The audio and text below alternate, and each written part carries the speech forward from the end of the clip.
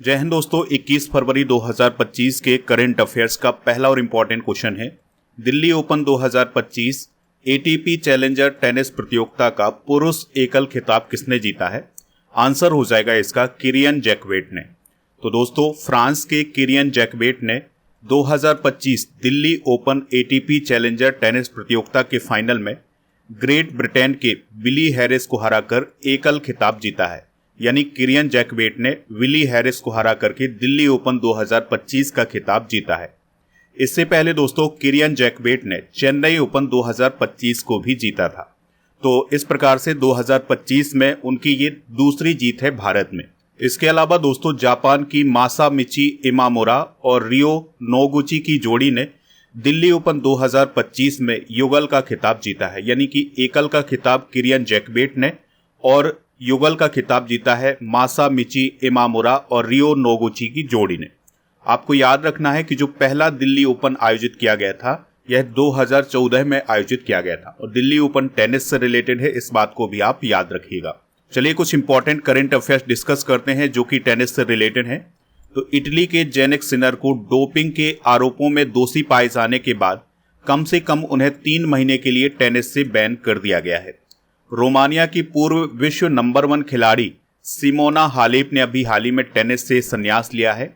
Switzerland की जिल टीचमैन ने WTA मुंबई ओपन 2025 का खिताब जीता है और ऑस्ट्रेलियन ओपन 2025 में पुरुष एकल का खिताब इटली के जेनिक सिनर ने जीता है। ये हैं दोस्तों इटली के जेनिक सिनर। इसके अलावा ऑस्ट्रेलियन ओपन 2025 में महिला एकल का खिताब अमेरिका की मेडिसन कीज ने जीता है। ये है मेडिसन कीज। और दोस्तों अभी कुछ समय पहले स्पेन के कार्लोस अल्कराज ने ऑस्ट्रेलिया के एलेक्स डी मिनोर को हरा करके रॉटरडैम ओपन 2025 का खिताब जीता है। चेन्नई ओपन 2025 टेनिस प्रतियोगिता को किसने जीता था? किरियन जैकवेट ने, जो कि फ्रांस के हैं। तो ये सभी करंट अफेयर्स आप नोट कर लें। आप इस पूरे लेक्चर को बहुत ही ध्यान से लास्ट तक देखिएगा। लास्ट में आपसे क्वेश्चन पूछा जाएगा जिसका आंसर कमेंट बॉक्स में बताना है। अगर आप चैनल पर पहली बार आए हैं तो चैनल को सब्सक्राइब कर लें, बेल आइकन भी दबा लें जिससे आपको समय पर सबसे पहले नोटिफिकेशन मिल सकेगा। दोस्तों आप स्टडी करके ऐप को इंस्टॉल कर लें, इसका लिंक डिस्क्रिप्शन बॉक्स में दिया गया है। तो ऐप पर आपको paid course, e book, test series, daily current affairs की PDF और क्लास नोट मिल जाएगा। और जो कोर्स एंड PDF वाला ऑप्शन है यहाँ पर आपको 1000 टॉपिक बाय स्टैटिक जीके की PDF मिल जाएगी। इसके अलावा स्टडी करके चैनल पर अगले 1 साल तक जो वीडियो अपलोड किए जाएंगे उनकी PDF आपको यहाँ पर मिल जाएगी। तो इन ऑप्शन का यूज आप कर सकते हैं। ई बुक वाले सेक्शन पर आपको मंथली करंट अफेयर्स की ई बुक मिल जाएगी। तो हर महीने ई बुक अपलोड की जाती है हिंदी इंग्लिश दोनों मीडियम में, तो इसको आप प्राप्त कर सकते हैं।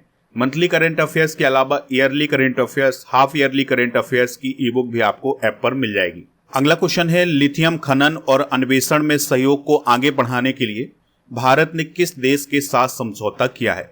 आंसर हो जाएगा इसका अर्जेंटीना। तो लिथियम के खनन और अन्वेषण में अपने सहयोग को आगे बढ़ाने के लिए अर्जेंटीना और भारत के द्वारा एक समझौता ज्ञापन पर हस्ताक्षर किए गए हैं।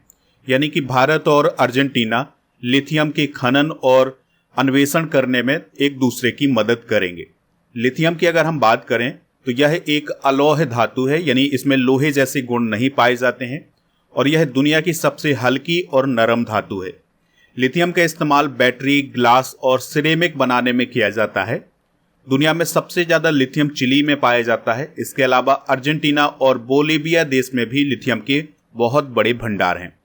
दोस्तों 3 देश मिलकर के लिथियम ट्राइंगल बनाते हैं जिसमें अर्जेंटीना, बोलिविया और चिली हैं।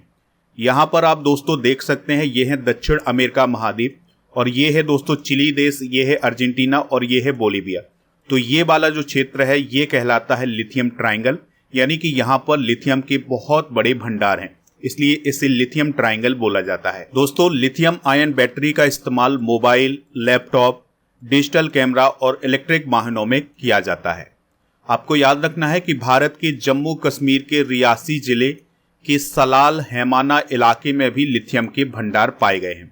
ठीक है, तो ये क्वेश्चन काफी इंपॉर्टेंट है आपके लिए कि जो लिथियम के भंडार हैं ये भारत में कहाँ पर हैं? तो ये जम्मू कश्मीर के सलाल हैमाना इलाके में है। बात हुई थी यहाँ पर अर्जेंटीना की, तो अर्जेंटीना दक्षिण अमेरिका महाद्वीप में स्थित है।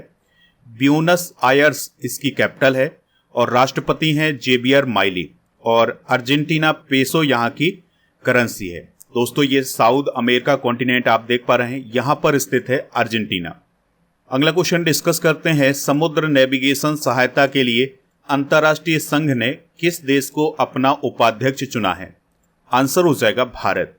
तो दोस्तों समुद्र नेविगेशन सहायता के लिए अंतर्राष्ट्रीय संघ यानी IALA ने भारत को अपना उपाध्यक्ष चुना है। तो अभी हाल ही में 18 से 21 फरवरी 2025 तक सिंगापुर में IALA की आम बैठक आयोजित की गई थी, यानी आम सभा आयोजित की गई थी और इसी में भारत को उपाध्यक्ष चुना गया है। आपको याद रखना होगा कि दिसंबर 2025 में IALA परिषद की बैठक भारत में आयोजित की जानी है। IALA सम्मेलन और आम सभा सितंबर 2027 में मुंबई में आयोजित की जाएगी। तो ये 2 बैठकें आयोजित की जानी है इंडिया में। बात करते हैं अंतर्राष्ट्रीय समुद्री नौवहन सहायता संगठन यानी IALA की। तो इसकी स्थापना 1957 में की गई थी और इसका प्रमुख काम होता है समुद्री नेविगेशन में सहायता प्रदान करना और यह एक अंतर्राष्ट्रीय संगठन है, इस बात को भी आप याद रखिएगा। चलिए कुछ इंपॉर्टेंट करंट अफेयर्स डिस्कस करते हैं। तो जनवरी 2025 में इंडोनेशिया ब्रिक्स का 10वां सदस्य बना है। 7 मार्च 2024 को स्वीडन नाटो का 32वां सदस्य देश बना था। बांग्लादेश अभी हाल ही में कोलंबो सुरक्षा सम्मेलन का 5वां सदस्य बना है। 2024 में बेलारूस संघाई सहयोग संगठन यानी SCO का 10वां सदस्य बना था। 2024 में भारत को Indo Pacific economic framework for prosperity यानी IPEF के तहत सप्लाई चेन काउंसिल का उपाध्यक्ष चुना गया है। तो ये सारे करंट अफेयर्स आप नोट कर लें। अगला क्वेश्चन है, 9वीं एशिया आर्थिक वार्ता 2025 कहाँ आयोजित की गई है? तो यह पुणे महाराष्ट्र में आयोजित की गई है।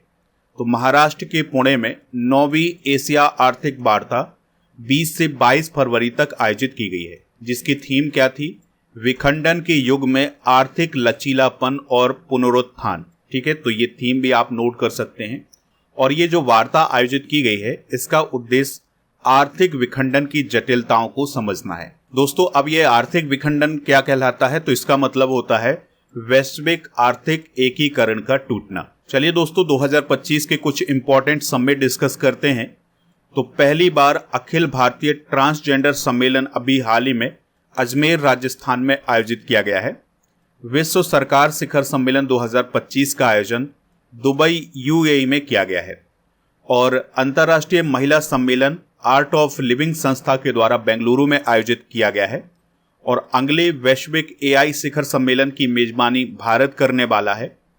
28वीं कॉमनवेल्थ देशों के संसदों और अध्यक्षों और पदेन अध्यक्षों के सम्मेलन की मेजबानी 2026 में भारत करेगा और बेप्स शिखर सम्मेलन 2025 का आयोजन इंडिया में किया गया है। तो ये सारे सम्मेलन आप नोट कर लें।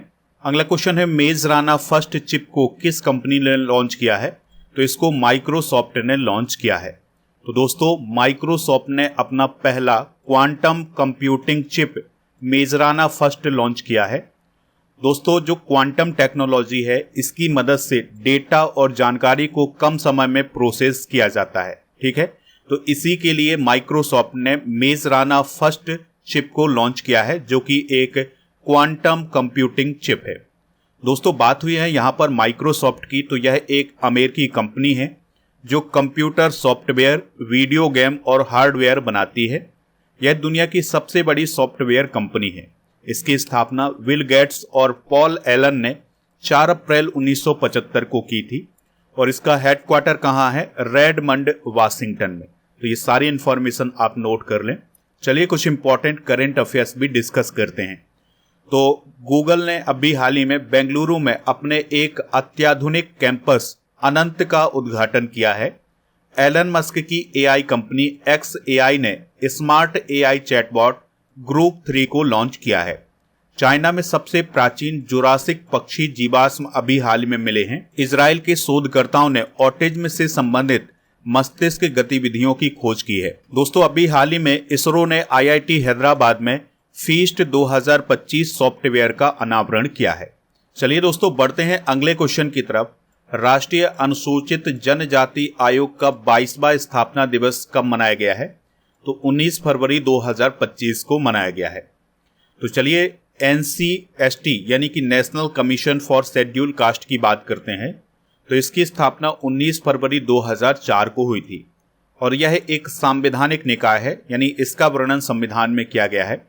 मुख्यालय इसका नई दिल्ली में है और NCST की स्थापना अनुसूचित जनजातियों के शोषण के विरुद्ध सुरक्षा उपाय प्रदान करने के लिए की गई थी। संविधान का अनुच्छेद 338A राष्ट्रीय अनुसूचित जनजाति आयोग से संबंधित है और वर्तमान में इसके अध्यक्ष कौन है? अंतर सिंह आर्य। यहाँ पर आप अंतर सिंह आर्य को देख सकते हैं। दोस्तों, 2011 की जनगणना के अनुसार भारत की जनसंख्या के 8.6% अनुसूचित जनजातियां हैं।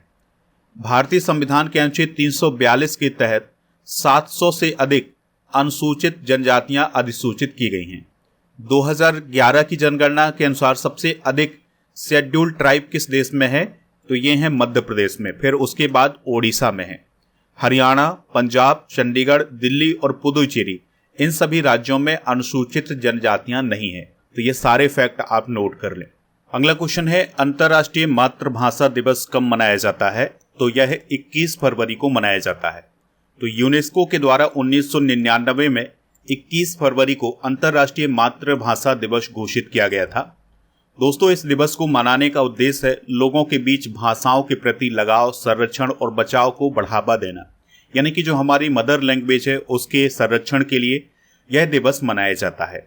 2025 की थीम क्या है? Language matter, silver jubilee celebration of international mother language day.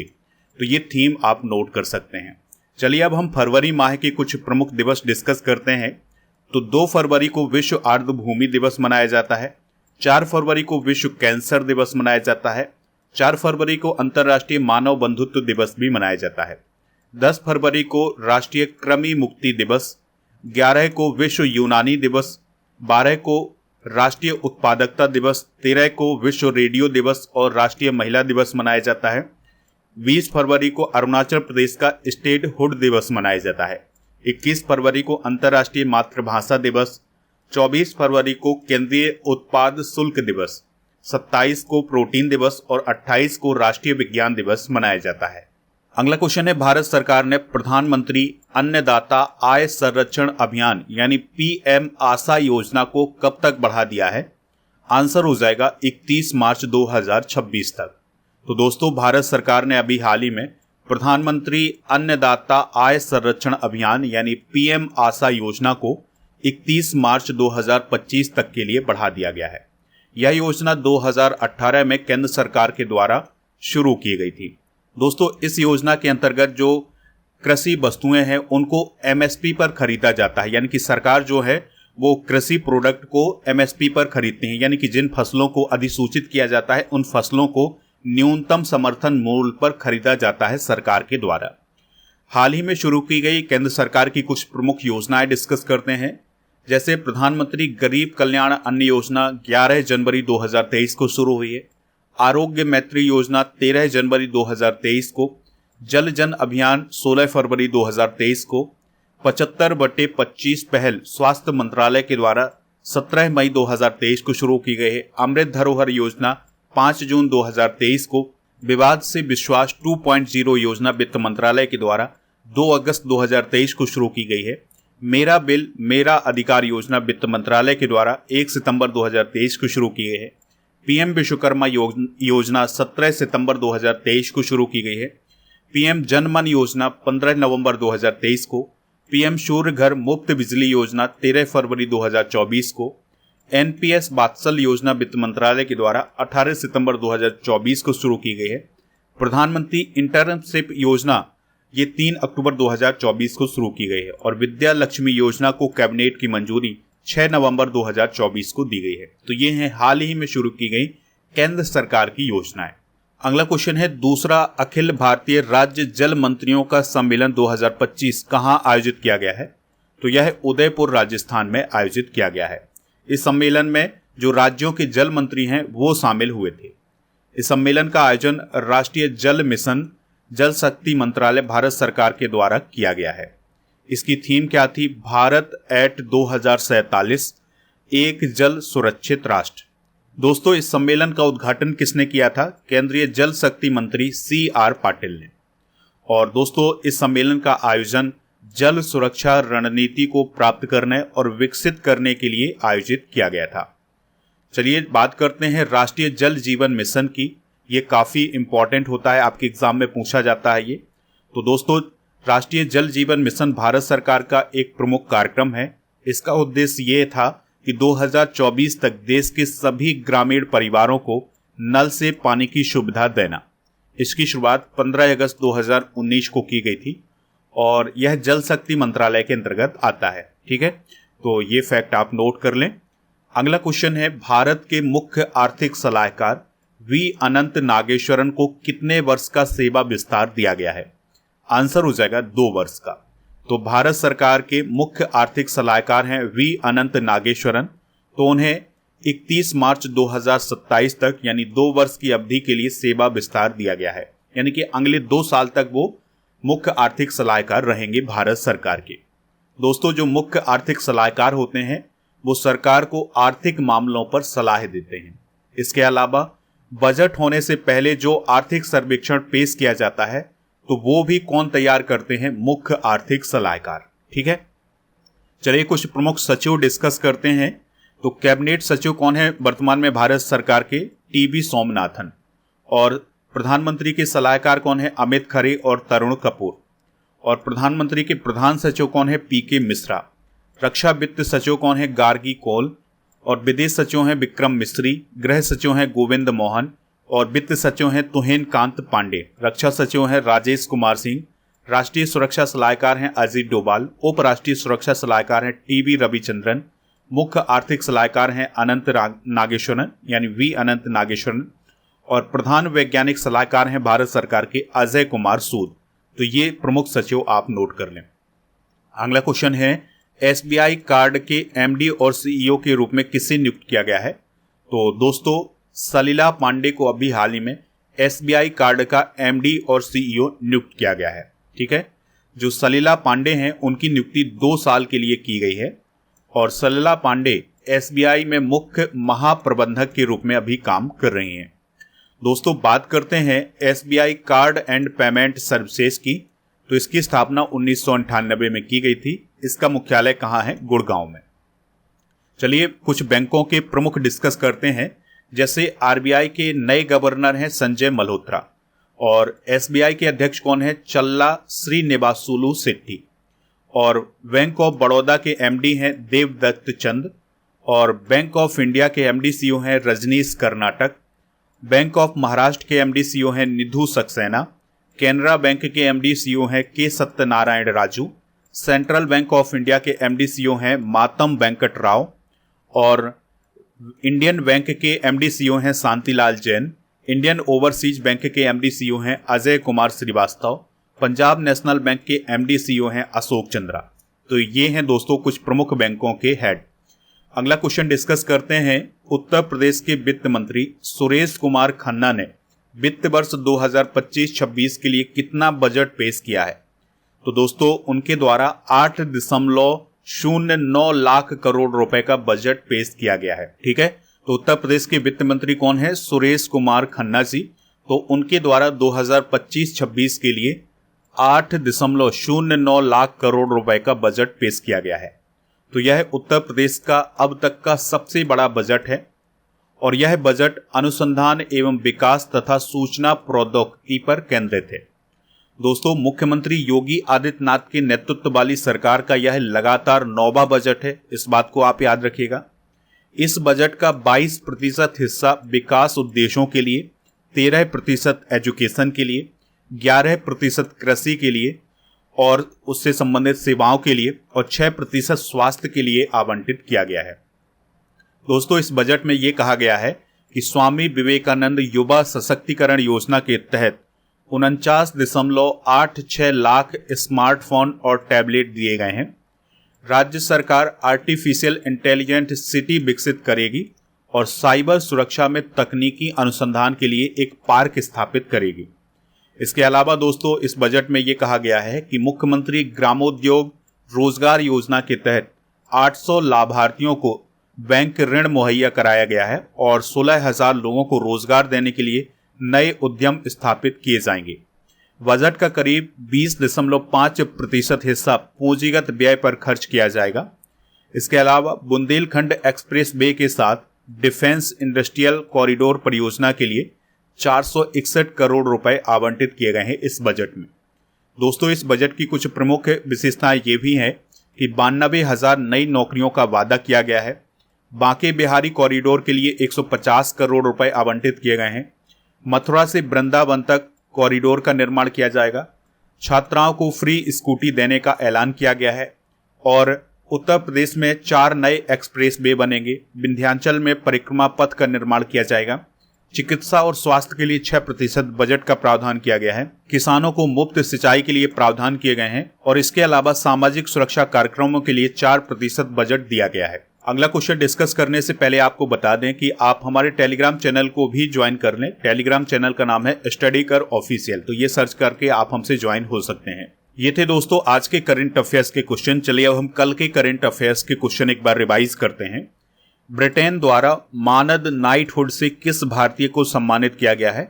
N Chandrasekaran को। किस देश ने गैम्बियस स्लीपिंग सिकनेस रोग को खत्म किया है? गिनी। किस राज्य की विधानसभा में भारत में पहली बार अनुवादक सुविधा स्थापित की गई है? उत्तर प्रदेश। महाकुंभ में नदी के पानी में किसका उच्च स्तर पाया गया है? फैकल कॉलीफॉर्म का। WPL में सबसे युवा डेब्यू करने वाली खिलाड़ी कौन बनी है? जी कमलिनी। ट्रांसजेंडरों के पहले अखिल भारतीय सम्मेलन का आयोजन कहां हुआ है? अजमेर में। Times Higher Education World Reputation Ranking 2025 में भारत का सर्वश्रेष्ठ विश्वविद्यालय कौन रहा है? IISc बेंगलुरु। भारत के पहले open air art wall museum का उद्घाटन कहां किया गया है? नई दिल्ली में। एपिडा द्वारा किस देश को पहली बार भारतीय अनार की समुद्री खेप भेजी गई है? ऑस्ट्रेलिया। कैंसा से प्रदेश दिल्ली की नई मुख्यमंत्री कौन बनी है? रेखा गुप्ता। छत्रपति शिवाजी महाराज की 395वीं जयंती कब मनाई गई है? 19 फरवरी को। ICC वनडे रैंकिंग में नंबर 1 बल्लेबाज कौन बने हैं? शुभमन गिल। ठीक है, तो ये हैं दोस्तों कल के करंट अफेयर्स के क्वेश्चन। दोस्तों आज के जनरल नॉलेज के पिटारे में हम भारतीय संविधान के स्रोत डिस्कस करेंगे, जैसे ब्रिटेन के संविधान से संसदीय प्रणाली, कानून का शासन और अध्यक्ष का पद लिया गया है। USA के संविधान से संघवाद, न्यायिक समीक्षा और मौलिक अधिकार लिए गए हैं और इसके अलावा जो उपराष्ट्रपति का पद है वो भी यहाँ से लिया गया है। और आयरलैंड के संविधान से DPSP यानी कि जो राज्य के नीति निर्देशक तत्व हैं वो यहाँ से लिए गए हैं। राष्ट्रपति का चुनाव और राज्यसभा का नामांकन भी यहाँ से लिया गया है। कनाडा की बात करें तो राज्यपाल की नियुक्ति और SC सलाहकार का प्रावधान लिया गया है। ऑस्ट्रेलिया के संविधान से संवर्धित सूची, संयुक्त सदन की बैठक यहाँ से ली गई है। जर्मनी के संविधान से आपातकाल और रूस के संविधान से मौलिक कर्तव्य, दक्षिण अफ्रीका के संविधान से संशोधन और राज्यसभा का चुनाव और जापान के संविधान से कानून द्वारा स्थापित प्रक्रिया ली गई है। दोस्तों कल के करंट अफेयर्स में आपसे ये पूछा गया था कि BCCI के वर्तमान में सचिव कौन बने हैं, तो देवजीत सैकिया BCCI के वर्तमान में सचिव बने हैं। अब आपके लिए क्वेश्चन है जिसका आंसर आपको कमेंट बॉक्स में देना है। जेनिक सिनर किस देश के टेनिस प्लेयर हैं? जो भी इसका राइट आंसर हो कमेंट बॉक्स में आप जरूर बताएं। दोस्तों आप हमारे ऐप को इंस्टॉल कर लें, इसका लिंक डिस्क्रिप्शन बॉक्स में दिया गया है। ऐप पर आपको डेली करंट अफेयर्स का टेस्ट मिल जाएगा, तो टेस्ट पास वाले ऑप्शन पर डेली करंट अफेयर्स का टेस्ट मिल जाएगा, तो आप यहां से टेस्ट दे सकते हैं। और इसके अलावा आपको 1800 MCQs मिल जाएंगे करंट अफेयर्स के, जिसमें जनवरी 24 से जनवरी 25 तक के करंट अफेयर्स के क्वेश्चन इंक्लूड किए गए हैं। तो इस ई बुक को आप प्राप्त कर सकते हैं। इसके अलावा जीके की बहुत सारी ई बुक मिलेंगी, जिसमें Indian geography, Indian history, science, polity, ये सभी टॉपिक इसमें कवर किए गए हैं। तो दोस्तों ये हिंदी इंग्लिश दोनों मीडियम में है, तो ये सभी ई बुक आप प्राप्त कर लें ऐप से। इसके अलावा ईयरली करंट अफेयर्स की ई बुक को भी लॉन्च कर दिया गया है, तो इसको भी आप वहां से प्राप्त कर लें। टेस्ट पास मिल जाएगा आपको ऐप पर, तो टेस्ट पास में 4000 से अधिक टेस्ट मिलेंगे 1 वर्ष की वैलिडिटी के साथ। ऐप पर बहुत सारे कोर्स भी लॉन्च किए हैं, जैसे जीके जीएस का फाउंडेशन बैच है, MP टेट, व्यापम, SSC और math reasoning, railway, banking, English, इन सभी के जो फाउंडेशन बैच हैं ये आपको लॉन्च किए गए हैं ऐप पर, तो इनको आप प्राप्त कर लें।